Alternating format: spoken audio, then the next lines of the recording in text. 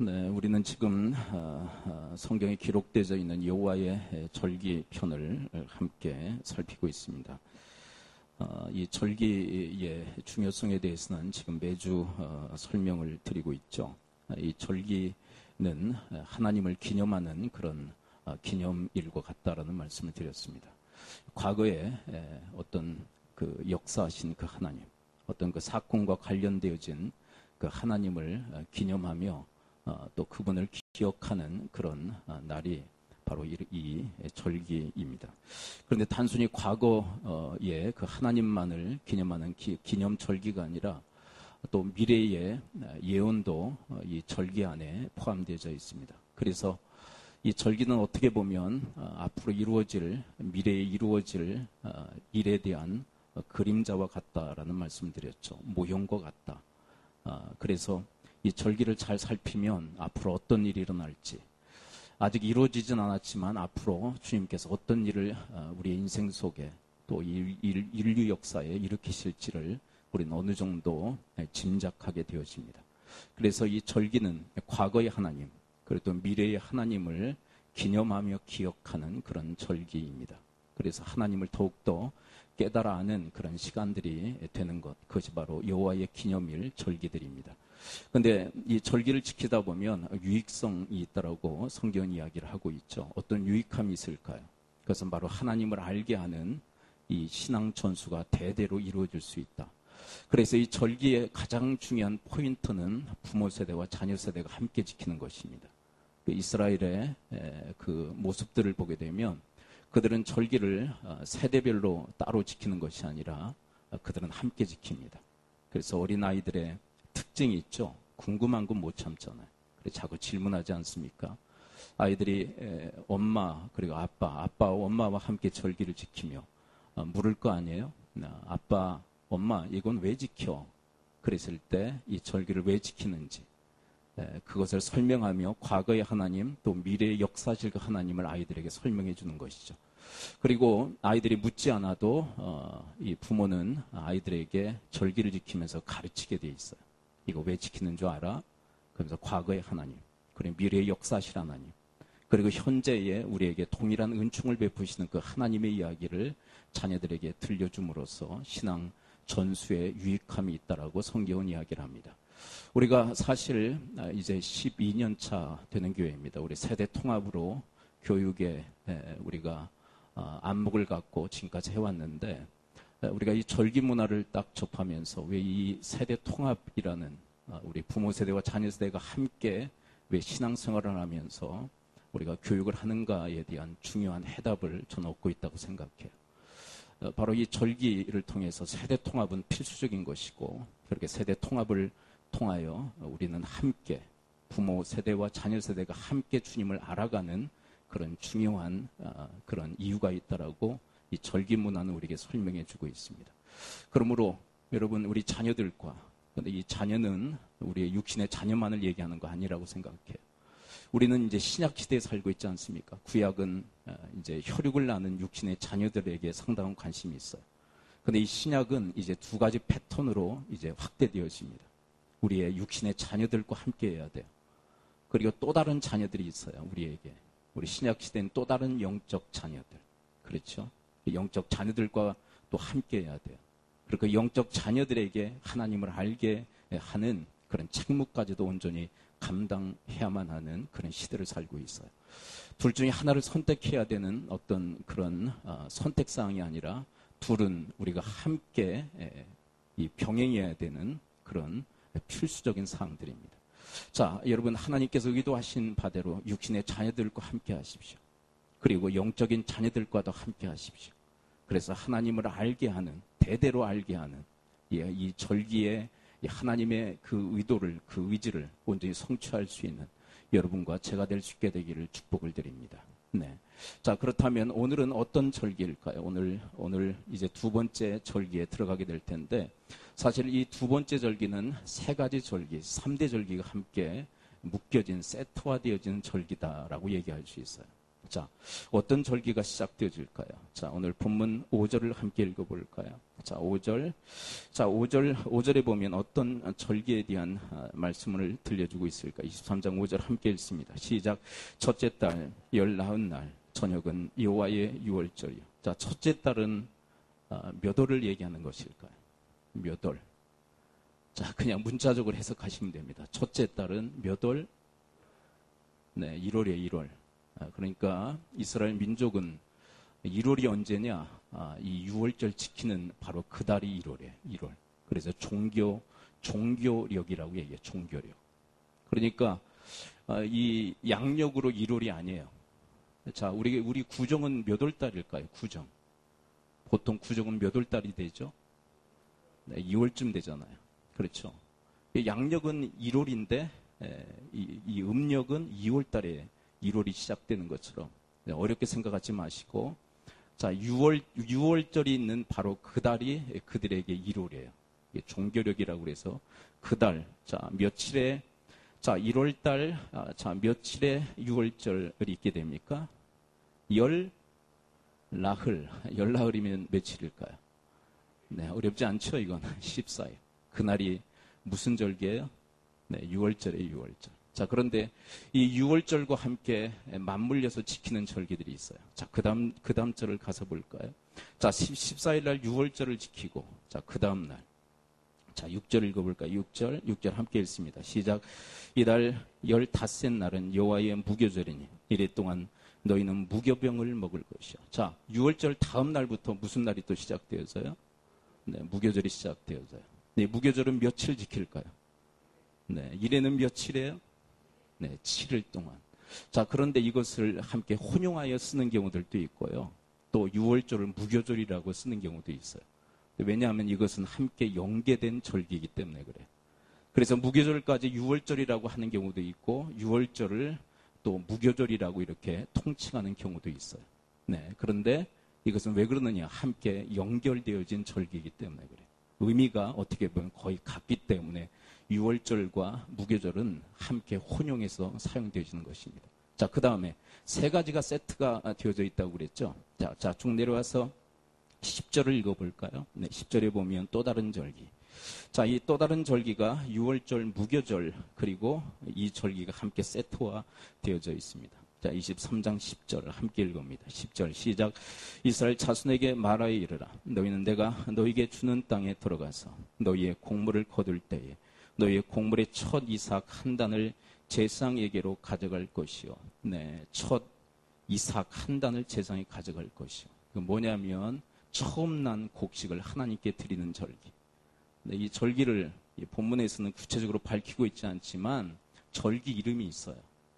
첫 단을 하나님 앞에 드린다. 그래서 이 절기를 뭐라고 얘기할까요?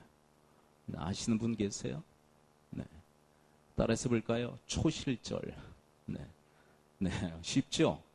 네, 별로 쉬운 것 같지는 않은데. 자, 다시 한번요. 초실절. 자, 그러니까 세 가지 절기가 함께 묶여져 있어요. 첫째는 6월절, 두 번째는 네, 무교절, 세 번째는 네, 초실절. 이 세 가지가 왜 한 세트화 되어져 있는지 이따가 결론부에 가서 여러분들은 이제 알게 되실 거예요. 자, 먼저 6월절에 대해서 함께 생각해 볼까요? 자, 6월절은 무엇을 기념하는 절기일까요? 6월절. 네, 무교절도 마찬가지지만. 네. 자, 유교절은 무엇을 기념하는 절기일까요? 이것은 출애굽을 기념하는 기념절기예요. 그런데 이 출애굽에 어떤 사건이 있었죠? 네, 종되었던 노예 생활에 했던 이스라엘 백성들이 자유함을 얻는, 해방을 얻는 그런 기념절기예요. 그런데 이렇게 해방, 자유함만을 기념하는 기념절기는 아니에요.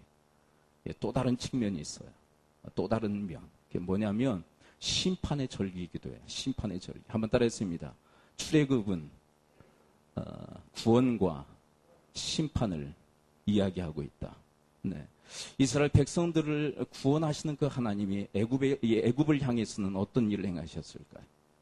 네, 그들을 향해서는 심판하신 거예요. 그렇죠? 애굽 땅을 향해서는 심판하신 그 하나님. 그리고 이스라엘 백성들을 향해서는 구원의 은총을 베푸셨단 말이에요. 자, 그런데 어떻게 심판하셨을까요? 네, 여러분 애굽 땅에 하나님께서 어떤 재앙을 내리셨는데 기억나시나요? 네, 구체적으로 기억은 나지 않지만 좀 편파적으로 기억은 나실 거예요. 그리고 몇 가지 재앙을 내리셨는지 기억나세요? 몇 가지? 네, 10가지의 재앙이에요. 근데 10가지 다 뭔지는 기억은 잘 안 나시죠? 네, 한번 제가 목록을 한번 말씀드릴게요. 첫 번째는 피재앙입니다. 자, 뭐가 피로 변했을까요? 나일강이. 근데 왜 나일강을 하나님이 피로 그렇게 변하게 하시어 심판하시는 것일까요? 그들이 무엇을 우상으로 섬기고 있었기에 바로 그 강, 나일강을 우상으로 섬기고 있었기에 그 우상을 심판하신 거예요. 결국 여러분 이 10가지 재앙은 그들이 섬기는 우상과 관련되어 있는 거예요. 우상을 심판하신 거예요. 두 번째가 개구리 심판, 세 번째가 이 심판, 네 번째가 파리 심판, 다섯 번째가 가축의 죽음의 심판, 여섯 번째가 악종, 종기가 나는 심판. 네, 사람들과 가축들이 종기가 나는 그런 심판이었어요. 일곱 번째는 우박 심판, 여덟 번째는 메뚜기 심판, 아홉 번째는 흑암의 심판. 자, 이 흑암은 무엇을 심판하는 걸까요? 자, 아까 피로 물드는 것은 강에 대한 심판이죠. 나일강을 그들은 우상으로 섬겼기에 하나님께서는 그 나일강을 심판하신 거예요. 그 다음에 흑암의 심판은 무엇을 대상으로 한 걸까요? 네, 태양. 왜요? 자, 애굽인들은 무엇을 신으로 섬겼을까요? 네, 태양신을. 네, 하나님 만드신 피조물인데 그것을 신격화해서 우상으로 섬겼기에 하나님은 이 아홉 번째 그 심판으로 흑암의 심판을 내리세요. 그 다음에 마지막 심판이 뭐죠? 마지막. 장자의 심판이에요. 첫 태생. 근데 이것은 사람들과 그리고 가축 모두에게 해당됐어요. 근데 왜 장자들을 치시는 걸까요? 네, 장자. 우리 옛 과거에도 우리 나라에도 마찬가지 아닙니까? 누구를 정말 귀히 여기고 누구를 제일로 삼았을까요? 요즘은 그것이 많이 완화되어졌죠. 네. 옛날에는 누구를 가장 귀하게 생각했어요? 우상 섬기듯. 네, 장자들. 그렇죠. 장자들. 요즘은 안 그렇지만 옛날에는 장자들을 거의 우상시하면서 그렇게 떠받드는 그런 시대가 있지 않았나요?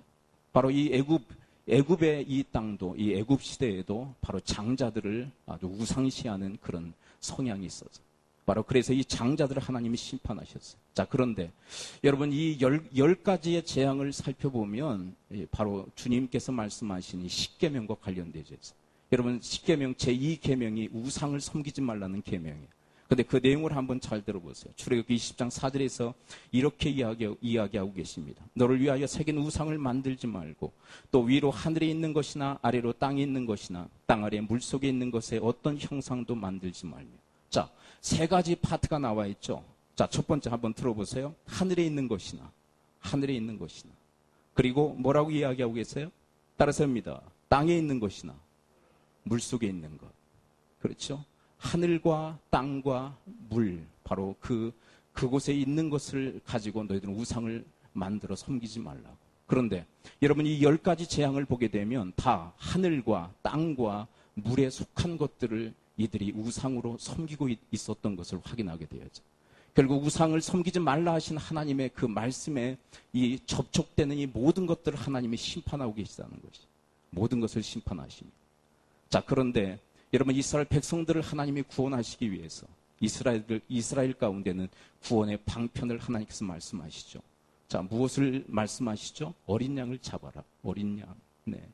여러분 그 구약의 어린 양은 누구를 상징하는 것일까요? 우리 예수 그리스도. 그 어린 양을 잡아라. 그리고 그 피를 설주와 임방에 바르라고. 여러분 설주는 뭐예요? 가로예요, 세로예요? 네. 여러분 문 지금은 아주 얇게 되어져 있죠. 그런데 옛날에는 아주 크단 말이에요. 자, 저 문틀 보세요. 문틀을 보면 여러분 설주는 어디일까요? 세로 부분일까요? 가로 부분일까요? 네, 설주는 세로 부분이에요. 임방은요? 바로 윗부분. 그러니까 설주 두 곳, 임방 한 곳에 그 피를 바르라고. 그러면 죽음의 천사가 장자들을 치기 위해서 애굽 전역에 죽음의 천사가 내려올 때 그 어린 양의 피가 발라진 그 집마다 넘어가게 될 것이라고. 그래서 이 6월이라는 것이 무슨 뜻이에요? 넘어간다는 뜻이에요. 영어로는 패스오버, 넘어간다. 그래서 유월절이라는 그런 이름이 생긴 거예요. 그래서 그렇게 하는 집마다, 그런 이스라엘 백성들마다 이 장자를 치는 이 재앙에서 벗어나는 그 사건, 그것을 최종점으로 해서 이 출애굽은 단행되어지는 것이죠. 자, 그렇다면 여러분, 신약의 유월절에는 어떤 사건이 일어났을까요? 신약의 유월절. 자, 지금까지는 구약의 유월절이에요. 구약의 유월절. 장자의 재앙에서 구원하시기 위해서 하나님이 어린 양을 희생시켜 그들을 구원하시는 사건, 그것이 최종점의 유월절의 사건이에요. 그렇다면 여러분, 신약의 유월절에는 누가 희생당하셨을까요? 신약, 예수님. 우리는 다 아담과 하와 이후에 다 재앙의 존재들 아닌가요? 다 죽음의 재앙을 받게 되었어요. 다 우리는 멸망할 수밖에 없어요. 그런데 이런 우리를 살리시기 위해서 우리 대신 재앙받으시고 저주받으신 분, 그분이 바로 예수님이에요. 예수님이 십자가에서 희생당하셨습니다. 여러분, 그 예수 그리스도를 믿는 자마다 여러분, 구약의 어린 양의 그 피를 설주와 임방에 바른 가정마다 구원받은 것처럼 여러분, 그 예수 그리스도, 십자가의 예수 그리스도를 믿는 자마다 구원받는 역사가 있게 되어질 줄을 믿습니다. 그것이 바로 신약의 유월절이에요. 신약의 유월절. 정확히 유월절날 예수님이 희생당하십니다. 자, 그런데 여러분, 이 유월절은 무엇을 또 담고 있다고 말씀드렸어요? 구약의 역사신 그 하나님의 기록, 하나님을 기념하는 그 기념절기일 뿐만 아니라 여러분, 이 유월절 안에는 미래의 예언이 담겨져 있어요. 미래의 예언. 여러분, 하나님께서 애굽을 심판하셨습니다. 출애굽의 또 다른 면모이죠. 그렇다면 여러분, 앞으로 하나님께서 어떤 일을 행하실 것을 예언하고 있는 것일까요? 여러분, 애굽을 심판하셨듯이 하나님은 전 세상을, 온 세상을, 전 세계를 하나님은 심판하실 것입니다. 네, 그것을 담고 있어요. 여러분, 출애굽 시대에 심판하시던 그 하나님은 이 애굽 땅, 이 한 나라만, 그리고 한 민족을 심판하셨습니다. 그렇다면 미래에 심판하실 그 하나님은 무엇을 심판하실까요? 온 나라와 민족을 하나님은 심판하실 것이. 그 미래 비전이, 미래 예언이 이 유월절에 담겨져 있어요. 자, 그런데 여러분, 이런 온 세상, 그리고 온 나라, 온 민족을 하나님이 심판하실 때 구원받을 자들이 있어요. 그게 누굴까요? 자, 미래의 예언까지도 유월절이 담고 있는데 하나님이 전 세계적, 또 전 민족적, 전 나라를 하나님이 심판하시는 그 미래가 도래하게 될 텐데 그 심판에서 벗어나는 자들이 있다라고 주님은 예언하고 계세요. 그들이 누굴까요? 예수의 피가 있는 자마다 여러분, 구원받는 역사가 있게 되어질 줄을 믿습니다. 여러분들 예수의 피가 여러분들 안에 있나요? 예수의 피가 여러분들 심령 속에 있나요? 여러분, 예수 그리스도께서 나를 대신해서 십자가에서 희생당하시고 죽어주셨다는 그 사실을 믿으시나요? 여러분, 그 믿는 자마다, 여러분들의 심령마다, 여러분들의 심령의 문마다, 여러분들의 영혼마다 그리스도의 피가 묻혀져 있는 줄을 믿습니다. 그런 자들마다 하나님의 심판이 임하지 않고 패스오버, 넘어가는 역사가 있게 되어질 줄을 믿습니다. 근데 기억하십시오. 여러분, 그때 여러분 누구를 심판하실까요? 어떤 것들을 심판하실까요? 주님은 우상들을 심판하실 것입니다. 여러분, 앞으로 미래에 하나님께서 심판하실 텐데, 전 세계적으로 심판하실 텐데 무엇을 심판하실까요? 여러분, 과거에 애굽의 우상들을 심판하신 것처럼 여러분, 미래에 하나님이 전 세계를 향하여 전 민족적, 나라적 심판을 가하실 텐데 무엇을 심판하실 것인가? 바로 사람들이 섬기는 우상들을 하나님은 심판하실 거예요. 하늘에 있는 것이나 땅에 있는 것이나 물속에 있는 그 어떤 우상이든지 하나님은 다 심판해 버리실 것입니다. 그런데 여러분, 이 시대에 우리 현대인들이 섬기는 우상들은 뭘까요? 현대인들이 섬기는 우상. 네, 가장 대표적 우상이 있다면 저는 그건 돈이라고 생각해요. 많은 사람들이 돈이면 다 된다고 생각해요. 그래서 돈을 위해서 무슨 짓이든 다 하는 그런 시대. 그런데 하나님이 그 돈을, 물질을 하나님이 심판하실 거예요. 그런데 그거 기억하십시오. 여러분, 구약의 유월절을 가만히 보면 우상들만 심판하신 거 아니에요. 따라서입니다. 우상을 섬기는 사람들도 심판하셨다. 아멘이세요? 여러분, 사람들이 우상을 만들어 우상을 섬길 때 우상을 심판하셨을 뿐만 아니라 그 우상을 섬기는 사람들까지도 심판하시는 모습을 확인하게 되어져. 여러분, 미래에도 마찬가지일 것입니다. 하나님께서 우상들을 심판하실 것입니다. 그리고 뿐만 아니라 그 우상을 섬기는 사람들도 심판하실 거예요. 여러분, 이 시대에 돈신을 섬기지 않아요? 돈을 위해서라면 무슨 짓이든 다 하는 그런 시대. 그런데 하나님이 그 물질을 하나님이 심판하실 뿐만 아니라 그런 돈신을 섬기는 자들도 하나님이 심판하실 거예요. 네. 그래 주님께서 산상수훈에서 무슨 말씀을 하십니까? 돈과 하나님을 겸하여 섬길 수 없다. 둘 중에 하나 선택하라고. 여러분, 돈이라는 우상을 섬김으로 돈의 노예가 되어 살아가는 것이 아니라 여러분, 오직 하나님만을 섬김으로 돈을 노예로 부리며 살아갈 수 있는 그런 축복의 사람들이 되시기를 축원합니다. 네. 저는 바라기는 여러분들이 하나님을 주인으로 섬기기에, 하나님만을 섬기기에 돈도 따라오는, 돈도 붙는 그런 축복의 사람들이 되어지기를 축복합니다. 네. 그렇게 하나님이 돈의 축복을 주셨을 때 그것 우상으로 섬기는 것이 아니라 하나님이 주신 그 은혜인 줄 알고, 그리고 그것을 청지기의 사명을 감당하라고 주신 재료로 알고 그것을 부릴 줄 아는, 돈을 노예로 부릴 줄 아는 그런 주님의 사람들이 다 되시기를 축복합니다. 그리고 여러분, 이 시대의 우상은 뭘까요? 이 시대의 우상은 자녀들이라고 생각해요. 네, 부모들, 자녀들 하나님보다 더 높이 생각해요. 네, 하나님보다 더 귀하게 생각해요. 다 우상 만드는 거. 네. 여러분, 엘리에게 있어서 우상은 뭐였죠? 엘리. 여러분, 엘리 기억하세요? 엘리? 네, 자식들이 우상이었어요. 네, 여러분들은 어떠세요? 여러분들은 하나님을 자식들보다 더 귀하게 생각하십니까? 아니면 자식들이 하나님보다 더 귀하십니까? 한번 대답해 보세요. 네. 다시요. 여러분들은 하나님이 더 자식들보다 귀하십니까? 아니면 자식들이 하나님보다 더 귀하십니까? 네. 그런데 이 시대의 많은 부모들이 자식들을 하나님보다 더 귀하게 생각해요. 하나님을 끌어내리고 그 자리에 하나님을 올려놓았어요. 아니, 자식들을 올려놓았어요. 그래서 자꾸 자식들이 누구와 충돌을 일으킨 줄 아세요? 자꾸 하나님하고 충돌을 일으키는 거예요. 네. 여러분, 하나님과 충돌하도록 만드는 것, 그것이 바로 부모들이 그렇게 해버린 거예요. 그러면 여러분, 자식들은 망할 수밖에 없는 것이에요. 여러분, 하나님하고 충돌해서 살아남을 자가 없는 것이에요. 그래서 엘리의 두 자식들은 한날에 함께 전사하고 엘리도 그날 함께 죽어버리는 그런 재앙과 저주의 장본이 되지 않나요? 보십시오. 여러분, 우상으로 만든 것 하나님이 치십니다. 그리고 우상을 섬기는 자도 하나님이 치십니다. 여러분, 자식들은 귀합니다. 맞습니다. 하나님의 선물입니다. 그러나 하나님보다 귀할 수는 없어요. 아멘이세요? 네. 이에 대해서 긍정하고 인정할 수 있어야 돼요.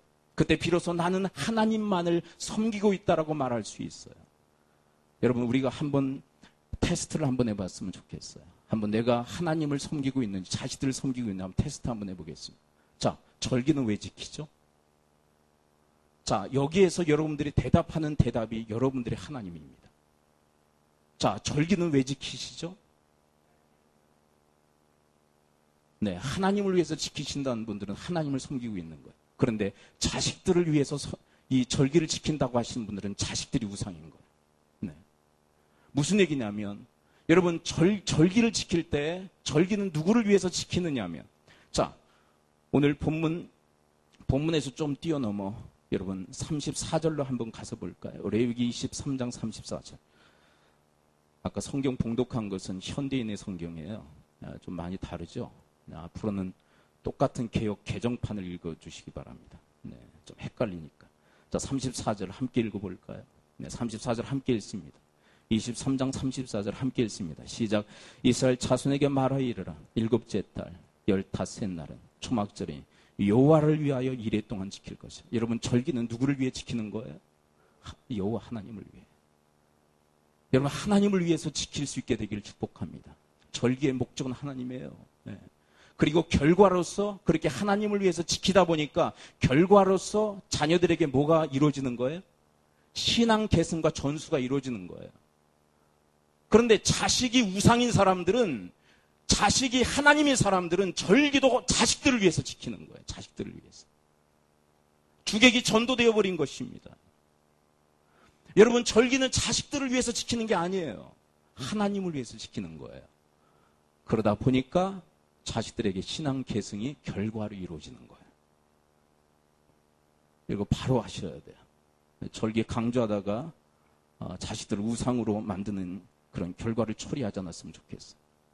여러분, 절기는 오직 하나님을 위해서 지키는 것입니다. 그러다 보니까 결과로서 자식들에게 신앙 개선과 전수가 이루어지는 거예요. 여러분, 자식들, 여러분 사랑스럽고 귀하죠. 그러나 직접적으로 사랑하면 자식들 망칩니다.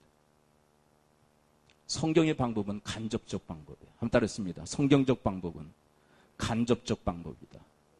누구를 사랑함으로 사랑하는 것일까요? 여러분, 하나님을 사랑할 때 자식들을 진정으로 사랑할 수 있는 거예요. 하나님 제껴놓고 자식들을 다이렉트로 사랑하려고 했을 때 자식들을 망치게 돼 있어요. 네. 여러분, 전 자식들은 영적인 존재일 뿐만 아니라 또 한 측면 요물이기도 해요. 다시요. 여러분, 자식들은 영적인 존재일 뿐만 아니라 요물이기도 해요. 무슨 얘기냐면, 여러분, 자식들보다 하나님을 더 귀하게 여기며 하나님을 섬기면 아이들이 알아차려요, 그걸. 그래, 자기들보다 하나님이 더 귀한 줄 알고 하나님을 섬길 수 있는 그런 자식들이 됩니다. 그 영적이라고 말씀드리는 거예요. 그런데 자식들을 하나님보다 더 귀히 여기면 그것을 아이들이 정확히 알아요. 요물적 기질이 있단 말이에요. 그래서 하나님을 밟아버립니다. 하나님을 업신여깁니다. 하나님을 경멸히 여깁니다. 하나님을 멸시하는 인생을 살게 돼 있어요. 그래서 영적이면서 요물이에요. 여러분, 엘리의 자식들이 그랬어요. 홈리와 비나스가 이 엘리의 아버지가 하나님보다 자기들 더 귀히 여기니까 그걸 알아차리고 하나님을 짓밟아버립니다. 그게 뭔 줄 아세요? 예배를 짓밟아요. 예배를 짓밟아버려요. 예배를 짓밟는다는 것은 하나님을 짓밟는 행위이거든요. 여러분, 영적이면서 요물이에요. 그러므로 여러분들의 인생에 있어서 자식을 우상으로 섬기는 그런 과오를 범하지 않게 되기를 축복합니다. 하나님과 경쟁하도록 만드는 거예요. 하나님과 부딪히고 하나님과 충돌하도록 만드는 거예요. 여러분, 그 인생이 잘 될래야 될 수가 없는 거예요. 하나님하고 밤낮 충돌하는데, 하나님하고 밤낮 갈등을 일으키는데, 하나님과 밤낮 싸우는데 어떻게 잘 될 수 있어요? 여러분, 잘 되는 인생은 하나님과 친목하고 하나님과 화목하고 하나님과 동행하는 인생이야말로 잘 되는 인생인 줄을 믿습니다. 근데 그게 누구냐? 하나님을 하나님으로 섬기는 자예요. 네. 그러므로 여러분, 절대로 여러분들의 자녀들, 여러분들의 자손들, 하나님보다 더 귀히 여기지 않게 되기를 축복합니다. 네, 이에 대한 반감 많다는 거 알아요. 네. 그 뭐야? 그래, 하나님이 또 뭐야? 하나님은 우리의 생명의 근원이세요. 그 자식들, 자손들까지도 하나님 우리에게 주셨어요. 그 선물이에요, 선물.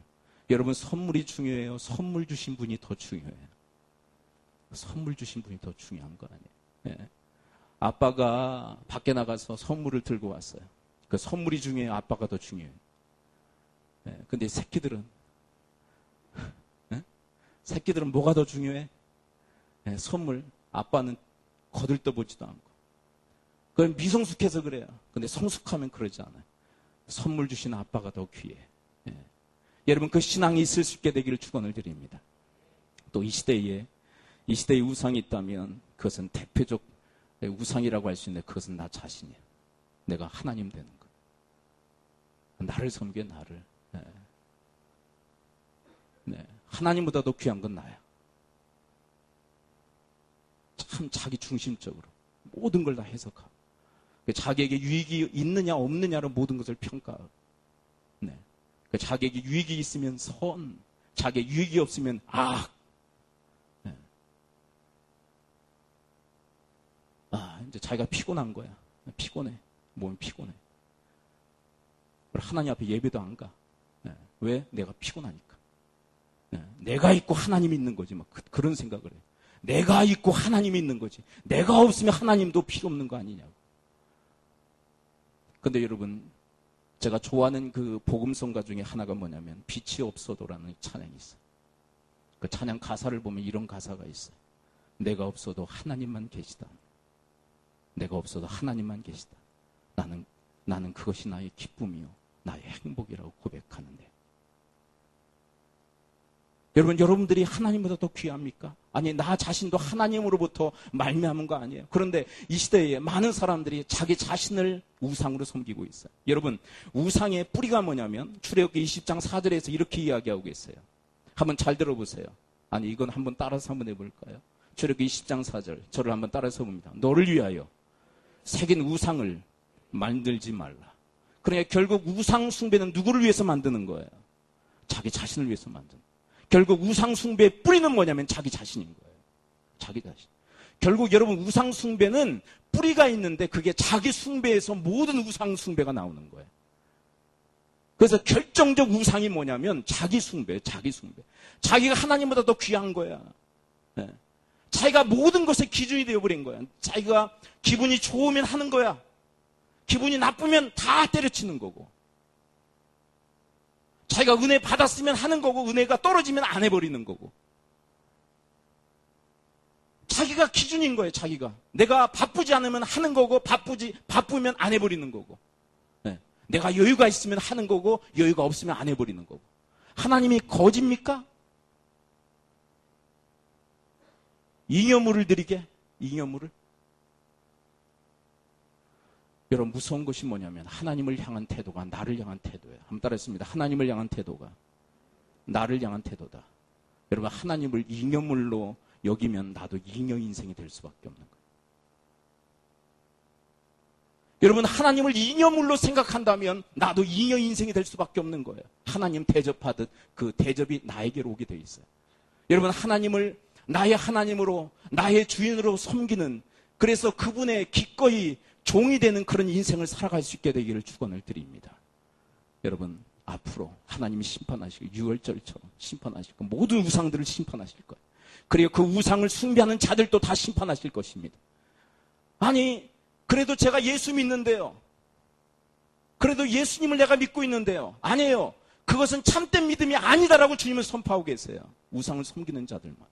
왜냐하면 여러분 이사야서를 여러분들이 한번 정독해 보세요. 우리가 지금 수요일마다 이사야서를 배우고 있는데 우상 숭배를 왜 하나님이 금하시느냐? 하나님이 뭐 째째하고 질투가 많아서 그게 아니에요. 여러분 우상 숭배를 왜 하나님이 절대적으로 왜 막으시고 왜 그것을 기뻐하시지 않느냐면 여러분 내가 섬기는 그 신이 나에게 구원을 줄 것이라고 믿기 때문에 그래요. 여러분 그러니까 우상을 숭배하는 자들은 그 우상이 나에게 구원을 준다고 믿어요. 그러면 누구를 못 믿는 것입니까? 하나님을 못 믿는 거예요. 그런데 말을 두 가지를 다 하는 거예요. 내가 우상을 섬기지만 하나님을 믿는다고 예수 그리스도 믿는다. 그러나 그 믿음은 다 가짜인 것이에요. 우상을 섬기는 자들의 그 믿음은 다 가짜입니다. 그래서 그들도 심판받을 것이에요. 여러분 출애굽기의 그 역사는 앞으로 미래의 대심판에 다시금 재현되어질 것입니다. 우상들을 하나님이 다 깨트리실 것입니다. 하늘에 있는 것이나 땅에 있는 것이나 물속에 있는 모든 우상들을 다 깨트리실 것입니다. 그래서 온 세계가 다 풍비박산이 된다라고 요한계시록은 우리에게 예언하고 계신 거예요. 다 깨트려 버리신다고. 왜요? 하나님이 만드신 그 피조물들을 우상으로 섬기고 있기에 세상의 모든 것들, 하늘에 있는 것과 땅에 있는 것과 바닷속에 있는 모든 것을 하나님이 깨트려 버리시겠다고 요한계시록에 예언하고 있어요. 그것은 정확히 6월절의 애굽 심판과 맞닿아 있는 것입니다. 그러나 여러분 진정 예수를 나의 구주로 나의 주인으로 믿고 영접하는 자들마다 그 모든 심판이 패스 오버 되어질 줄 믿습니다. 그것을 기념하는 기념절기가 6월절이에요. 6월절. 그런데 여러분 지금 우리 시대의 6월절은 뭘로 변형해서 지키고 있을까요? 아니에요. 부활절은 아니에요. 그래서 맥을 같이 하고 있기 때문에 부활절이라고 얘기해도 맞긴 맞아요. 아까 몇 가지 절기가 연합되어져 있다고 그랬죠? 6월절, 무교절, 그 다음에 초실절까지. 그래서 부활절이라고 말씀하시는 것도 맞아요. 다 연계되어 있기 때문에. 좀 더 정확히 얘기한다면 그리스도의 고난받으심을 기념하는 그 기념. 이 어린 양의 희생을 통해서 이스라엘이 구원받았듯이 우리도 대심판 가운데서 어린 양 대신 예수 그리스도로 우리가 구원받을 것을 기념하기에 고난주간, 그래 더 확대한다면 사순절 기간까지 함께 포함해서 6월절 기간이라고 볼 수 있어요. 네, 그때 나를 위해서 희생당하신 대심판 가운데서 구원하실 예수 그리스도를 묵상하고 또 묵상하는 시간들을 가져요. 좀 시간이 좀 지났지만 무교절까지 함께 볼까요? 네. 한 세트니까. 네. 한 세트니까. 무교절. 자, 무교절은 무엇과 또 맞닿아 있다고 말씀드렸죠? 무교절? 네, 좀 피곤들 하신가 봐. 네, 어제 잠들 못 주무셔서 그런가. 네, 네, 됐다 중심이 다들.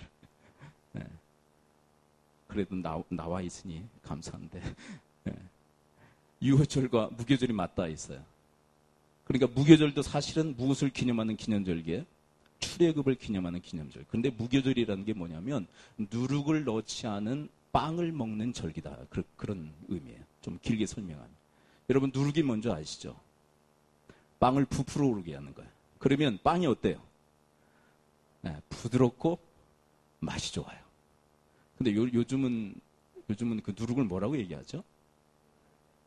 이스트? 네, 이스트. 근데 그러기 위해서는 시간이 필요할까요? 필요하지 않을까요? 누룩을 넣어서 부풀어 오르게 하려면 시간이 많이 필요해요. 근데 여러분 그 출애굽 당시 시간이 많이 있었을까요? 그 출애굽은 급박하게 이루어졌어요. 그래서 누룩을 넣어서 부풀어 오르게 할 수가 없었어요. 그래서 누룩이 없는 빵을 그때 먹었어요. 그게 무교병이에요. 한번 따라했습니다. 무교병. 그래서 그 무교병을 먹는 절기라고 그래서 무교절이라고 얘기하는 거예요. 그러니까 7일 동안은 계속 뭐만 먹어요? 무교병만 먹는 거예요. 누룩이 없는. 그러니까 그게 부드러워요? 딱딱해요? 딱딱해요. 맛있어요? 맛없어요? 맛없어요. 그걸 먹으면서 무엇을 생각하는 것일까요? 네. 출애굽시키신 그 하나님을 기억하는 것. 그걸 가리키는 거예요. 이거 딱딱해요. 엄마, 아빠. 아빠, 엄마 이거 너무 딱딱해요. 부드러운 빵 주세요. 그러면 이제 의미를 설명하는 거예요. 의미를. 그런데 여러분 이 무교절에 신약시대 이 무교절에 어떤 일이 일어났을까요? 무교절에. 여러분 예수님의 성만찬 사건이 기억나시나요? 성만찬 사건? 그 무교절이 일어난 사건이에요. 예수님께서 제자들과 함께 12제자들과 함께 떡과 포도주를 나누는데 그 떡은 그 빵은 무교절이에요. 자, 힌트 다 드렸습니다. 무교절에 떡과 포도주를 먹고 마셨어요. 그렇다면 그 빵은 무슨 빵이었을까요? 바로 무교병이었어요. 무교병. 근데 그것을 먹으시면서 그리고 나눠주시면서 뭐라고 이야기하시나요? 이것은 내 몸이다. 너희들이 먹어야 한다. 그리고 이 포도주는 나의 피다. 너희들이 마셔야 한다. 근데 이것은 예수님의 살을 뜯어먹고 예수님의 피를 빨아먹으라는 그런 얘기가 아니에요. 영적으로 예수 그리스도의 몸을 먹고 예수 그리스도의 피를 마시라는 거예요. 어떻게 여러분 영적으로 예수 그리스도의 몸과 피를 어떻게 먹고 마실 수 있습니까? 따라서입니다. 영적으로 먹고 마시는 것은 믿는 것이다. 여러분 우리를 위해서 십자가에서 몸이 찢겨지신 것을 믿을 때 예수님의 몸을 먹는 것인 줄을 믿습니다. 예수님께서 십자가에서 피를 흘려주신 것을 믿을 때 예수님의 피를 우리가 마시게 되는 것인 줄을 믿습니다. 그것을 기념하라고 성만찬을 제정하십니다. 그래서 이 무교절은 성만찬 그 예식으로 그렇게 바뀌었다라고 말을 해도 괜찮아요. 그리고 예수님의 그 고난에 함께 동참한 이 고난절기 그리고 사순절 절기까지 어떻게 보면 이 신약시대의 무교절이라고 할 수 있어요. 무교절. 출애굽의 그 하나님의 그 사건과 무교절에 우리를 위해서 몸 찢기시고 피 흘려주신 예수님을 기념하며 보내는 그런 절기. 그 신약시대의 무교절이라고 할 수 있어요. 그 다음 마지막 하나. 마지막 절기는 뭐죠? 초실절. 자, 11절을 읽어봅니다. 10절은 아까 읽었죠? 초실절에 대해서. 첫 열매를 하나님께 드리고. 자, 11절 함께 했습니다. 11절. 23장 11절 함께 했습니다. 시작. 제사장은 너희를 위하여 그 단을 여호와 앞에 기쁘게 받으시면 되도록 흔들되 안식일 이튿날에 흔들 것이요. 그러니까 안식일 이튿날은 무슨 날이에요? 이튿날이라는 것은 무슨 의미예요? 이튿날은 무슨 날이에요? 따라했습니다. 이튿날은 다음 날이다. 그러니까 지금 이 시대로 따지면 이 안식일은 토요일이에요. 그리고 다음 날은 주일이에요. 이게 초실절이에요. 초실절. 그런데 여러분 신약시대의 초실절날 어떤 사건이 있었습니까? 초실절날. 자, 제가 성경 한 구절을 읽어드릴 테니까 여러분들이 한번 감을 잡아보시라. 고린도서 15장 20절입니다. 그러나 이제 그리스도께서 죽은 자 가운데서 다시 살아나사 잠자는 자들의 첫 열매가 되셨도다. 네. 여러분, 예수님의 부활은 주일날 이루어졌습니다. 그런데 그 부활을 뭐라고 이야기하십니까?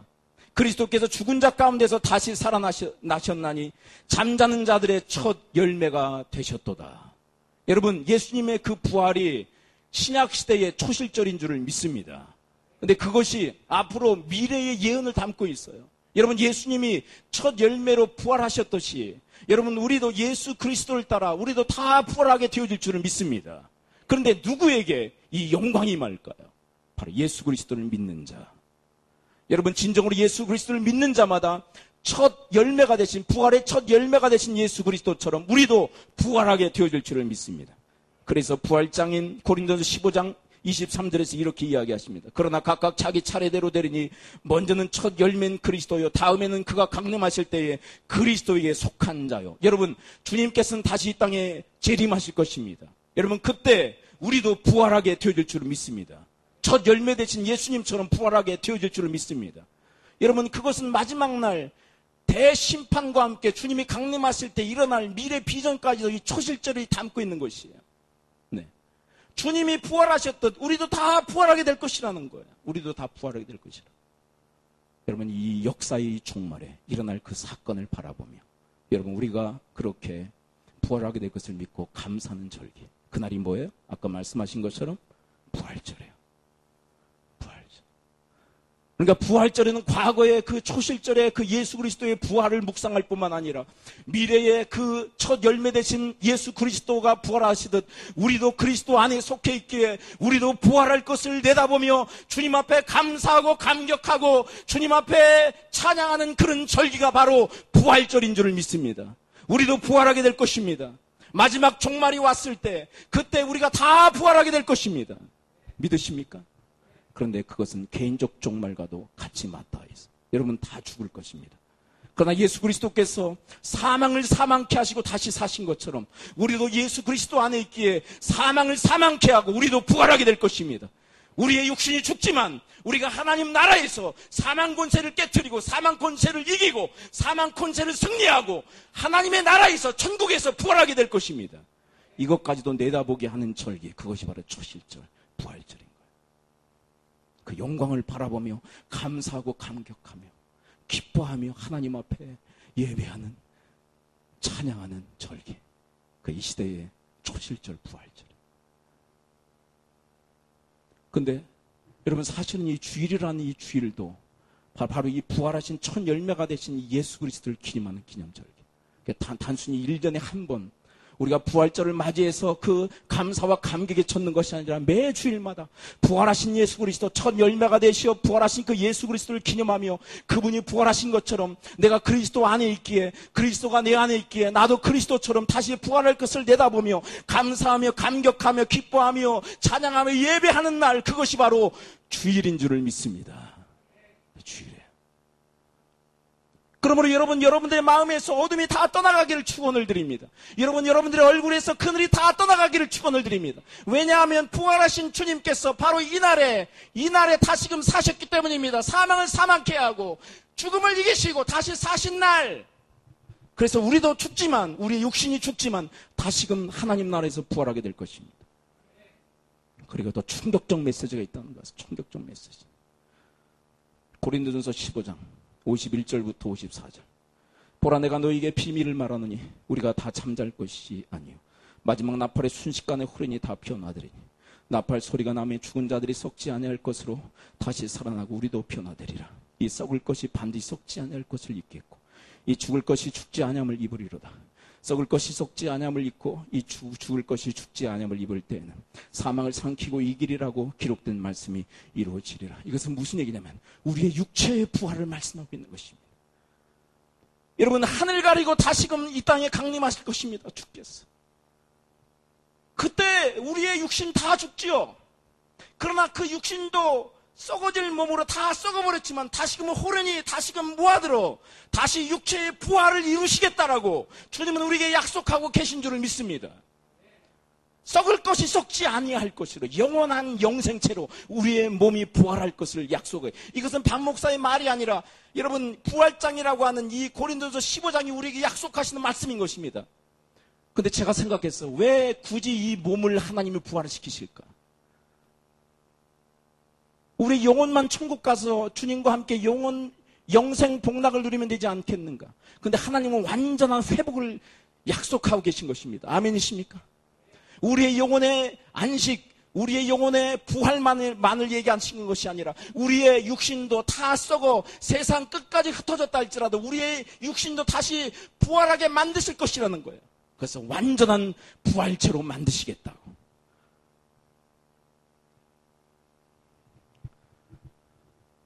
그만큼 여러분 우리의 육신도 하나님의 눈으로 보실 때 귀한 줄을 믿습니다. 우리의 육신도 그래서 귀한 거예요. 여러분 영지주의자들이라고 있어요. 과거에. 그리고 지금 현재도 영지주의자들이 있어요. 영은 거룩하고 몸은 더럽다. 그래서 막 몸을 학대하고 몸을 함부로 놀려요. 그러나 여러분 우리의 영혼도 거룩하지만 우리의 몸도 하나님께서 만드신 것이기에 거룩한 줄을 믿습니다. 함부로 굴리면 안 되는 것이에요. 우리의 몸도 얼마나 귀하기에 마지막 날 하나님께서 강림하실 때, 예수님이 강림하실 때 우리의 몸도 부활시킬 정도로 우리의 몸도 귀하다라고 얘기하시는 거예요. 우리의 몸도 귀한 것입니다. 그래서 다시 부활시키시겠다. 저는 장례 때마다 땅속에 묻히고 그리고 화장터에 화장 그 불꽃 가운데 들어가는 그 모습을 보면서 많은 유가족들이 오해를 합니다. 모든 것이 다 불타 없어진다고 생각하기 때문에. 그러나 여러분 부활신앙을 가지고 있는 자들은 절대로 그렇게 슬퍼하고만 있을 자리가 아닌 것입니다. 그렇게 여러분 땅속에 묻혀서 흙이 되고 그리고 그 불꽃 가운데 들어가서 한 줌의 재가 된다 할지라도 예수 그리스도께서 하늘을 여시고 다시 강림하실 때 어느 곳에 있든지 다 하나님이 모으셔서 부활의 영광을 허락해 주실 줄을 믿습니다. 그래서 결코 그 무덤 앞에서 그리고 그 불꽃 앞에서 슬퍼하거나 애곡하지 말아야 될 것이 우리 크리스찬들인 줄을 믿습니다. 슬퍼해서는 안 되는 거예요. 인간적 정으로 인해서 슬퍼할 수 있겠죠. 그러나 완전히 끝난다고 생각하면서 애곡하며 슬퍼해서는 안 되는 거예요. 왜냐하면 그렇게 죄가 되어 세상 끝에 흩어진다 할지라도 예수 그리스도께서 부활하신 예수 그리스도 사망 권세를 이기시고 승리하신 그 예수 그리스도 사망을 사망케 하시고 다시 사신 예수 그리스도 그분으로 인해서 우리도 다시 살게 될 줄을 믿기에 우리도 다시 살게 될 줄을 믿기에 우리 이 땅에서 이 땅 죽음의 땅 황폐화되어지고 힘들고 어렵고 고통스러운 이 땅이지만 여러분 이 땅을 딛고 사는 우리 그 부활의 그 신앙으로 부활의 영광으로 인하여서 기뻐하며 감사하며 찬양하며 예배하며 살아가는 여러분과 제가 될 수 있게 되기를 축원을 드립니다. 기도합니다. 우리 함께 기도하겠습니다. 우리 말씀 붙들고 우리 함께 기도합니다. 아버지 하나님, 아버지 하나님, 아버지요, 아버지 하나님, 아버지 하나님,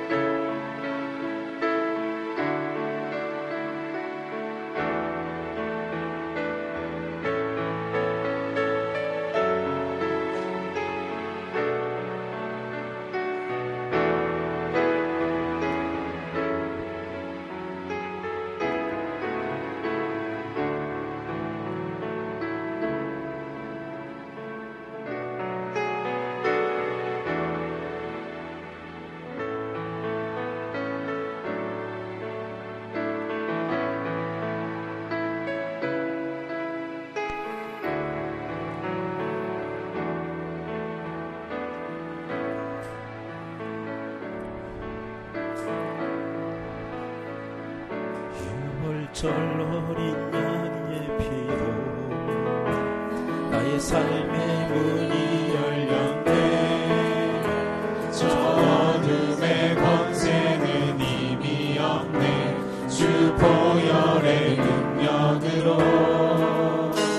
원수가 날 정죄할 때에도 난 이롭게 설 수 있네. 난 더 이상 정죄함 없네. 난 주 보혈 안에 있네. 6월절 어린 양의 피로 나의 삶의 문이 열렸네. 저 어둠의 권세는 이미 없네. 주 보혈의 능력으로 원수가 날 정죄할 때에도 난 이롭게 설 수 있네. 난 더 이상 정죄함 없네. 난 주 보혈 아래 있네. 6월절 어린 양의 피로 나의 삶의 문이 열렸네. 저 어둠의 권세는 이미 없네. 주 보혈의 능력으로 원수가 날 정죄할 때에도 난 이롭게 살 수 있네. 난 더 이상 정죄함 없네. 난 주 보혈 아래 있네. 난 주 보혈 주 보혈 아래 있네. 그 피로 내 죄 사했네. 하나님의 그는 날 거룩해 하시었네. 난 주 보혈 주 보혈 아래 있네. 원수의 어떠한 공격에도 더 이상 넘어지지 않네. 난 주 보혈 아래 있네. 난 주 보혈 안에 있네. 주 보혈 아래 있네. 그 피로 내 죄 사했네. 그 피로 내 죄 사했네. 하나님 하나님의 그는 날 거룩해 하시었네. 난 주 보혈 주 보혈 아래 있네. 난 원수의 어떠한 공격에도 더 이상 넘어지지 않네. 난 주 보혈 아래 있네. 6월절 어린 양의 피로 저 어린 양의 피로 나의 삶의 문이 열렸네. 저 어둠의 권세는 어둠의 권세는 힘이 없네. 주 보혈의 능력으로 아멘. 원수가 날 정죄할 때에도 난 이롭게 설 수 있네. 난 더 이상 정죄함 없네. 난 주 보혈 아래 있네. 다시 한번 고백해볼까요? 6월절 어린 양의 피로 나의 삶에 나의 삶의 문이 열렸네. 저 어둠의 권세는 어둠의 권세는 힘이 없네. 주 보혈의 능력으로 원수가 날 정죄하고 날 정죄할 때에도 난 이롭게 설 수 있네. 난 더 이상 정죄함 없네. 난 주 보혈 아래 있네. 난 주 보혈 아래 있네. 그 피로 내 죄 사했네.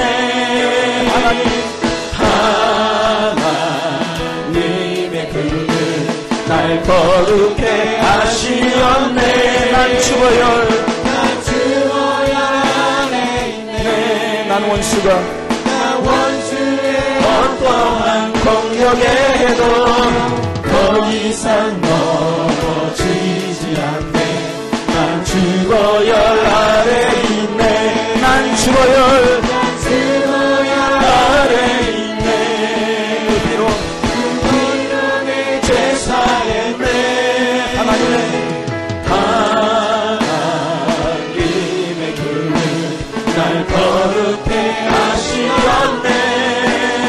난 죽어야 아래 있네.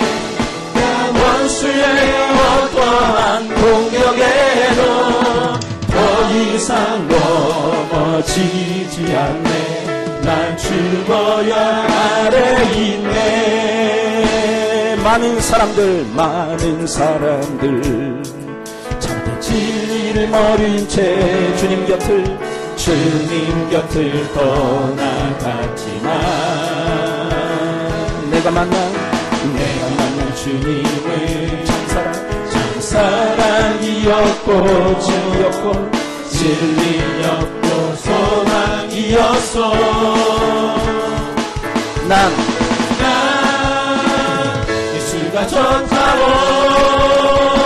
정말 좋아요. 난 예수가 좋다고 주를 사랑한다고 베드로 고백처럼 난 예수를 사랑한다고 무거운 짐진 자 다 내게로 오라. 내가 너를 쉬게 하리라. 이 길만이 생명의 길 복된 길이라 항상 내게 들려주셨소. 난 예수가 좋다고 난 예수가 좋다고 주를 사랑한다고 베드로 고백처럼 난 예수를 사랑한다고 형제자매여 행복을 찾거든 예수님을 만나보세요. 그분으로 인하여 참 평안을 얻으며 나와 같이 고백할 거요. 난 예수가 좋다고 난 예수가 좋다고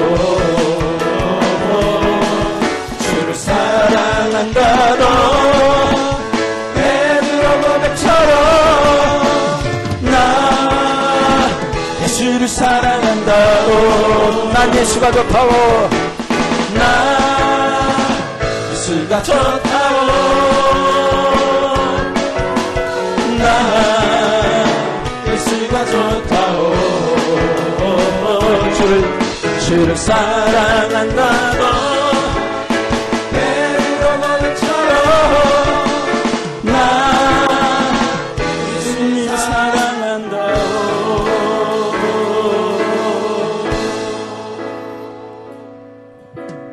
하늘의 문을 여소서 이것을 주목하소서. 주를 향한 노래가 꺼지지 않으니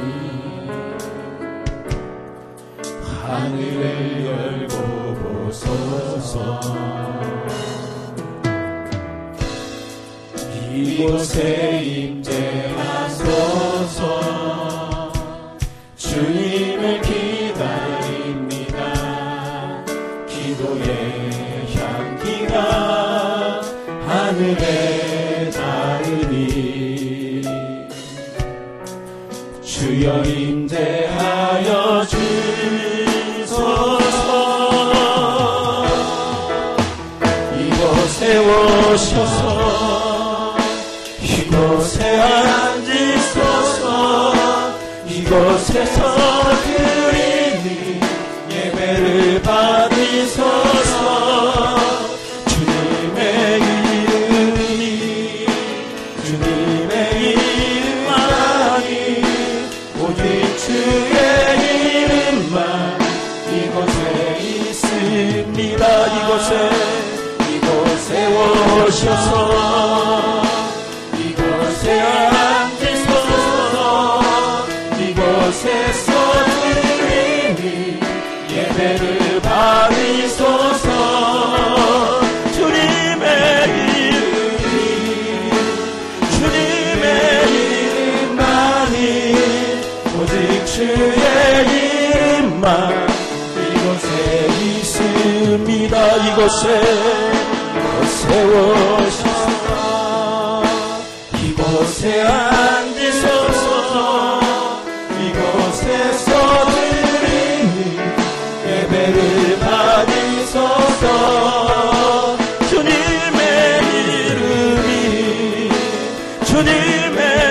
이름만이 오직 주의 이름만 이곳에 있습니다. 6월절 어린 양의 피로 나의 삶의 문을 열어주시니 감사를 드립니다. 그리스도의 부활이 내 부활이 되게 하시니 감사를 드립니다. 그리스도의 죽으심으로 그 그리스도를 믿는 자마다 하나님의 대심판의 그 물결에서 건짐을 받게 되어질 줄 믿습니다. 그리스도께서 사망 권세를 이기시고 사망케 하시며 승리하신 것처럼 저희들도 승리하게 되어질 줄을 믿습니다. 우리의 육신은 흙에서 왔기에 흙으로 돌아가지만 주님께서 하늘 가리고 다시 강림하실 때 우리 티끌과 같이 세상 끝에 흩어졌다 할지라도 우리의 몸이 다시 부활할 것을 믿기에 감사를 드립니다. 예수 그리스도의 이름으로 기도합나이다. 아멘.